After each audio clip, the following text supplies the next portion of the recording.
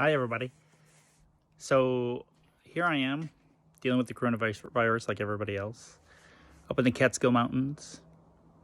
I have a couple plants that are up in the cottage that I'm at, and they're sort of interesting. Sort of seen behind me. So these plants are called Cycads.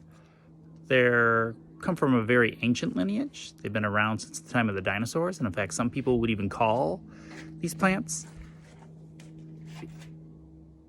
dinosaur plants.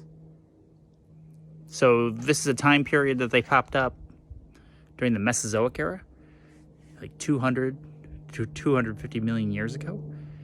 And so some people even call it the age of cycads because they were so prolific. They were so successful during this time. So I've got a couple of these as houseplants, and they seem to love life. So as you can sort of see with these guys, they look a lot like a palm, but they're not palms at all. They're not related to palms in any way, shape, or form. They're actually cone-bearing plants. They're gymnosperms. And what they'll do is through the middle, they'll send up a cone when they get old enough, right up through the middle of them. And what's sort of cool about cycads is they actually are separate males and females. So right now, as you can see, I have 4 of my beautiful little darlings here. They make amazing houseplants. But I don't know if I have males or females. They could be all males, some could be males, females, who knows? It's not until they make cones that I would know that. So what I'm doing right now is, because they're such tough houseplants, they can sort of sit inside a very cold cottage for many, many months. But since I'm here, I'm giving them a little bit more soil, a little bit more love, but they just sort of hunker down. And we think that back in the day, they were very good at that. That's what made them really good at surviving. They have really tough leaves. So even though they were around in the time of dinosaurs here, they probably were not being eaten by dinosaurs too much. And the other thing is that some of these guys have really nasty chemicals inside of them, so they probably weren't being eaten too much by dinosaurs at all.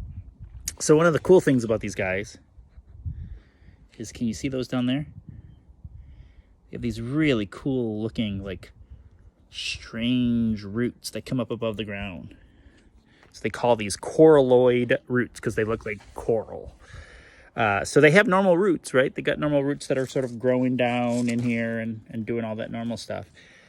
But the other thing is they have these little roots that come up above the ground, and those little roots that are coming above the ground have a particular type of bacteria in them called cyanobacteria. So cyanobacteria are well known for being able to fix nitrogen. So there's lots of nitrogen gas in the air, and there's really only one organism on the face of the planet that can take that and make it into a solid form of nitrogen, like nitrate or nitrite, and that's the cyanobacteria. They've been around for billions of years.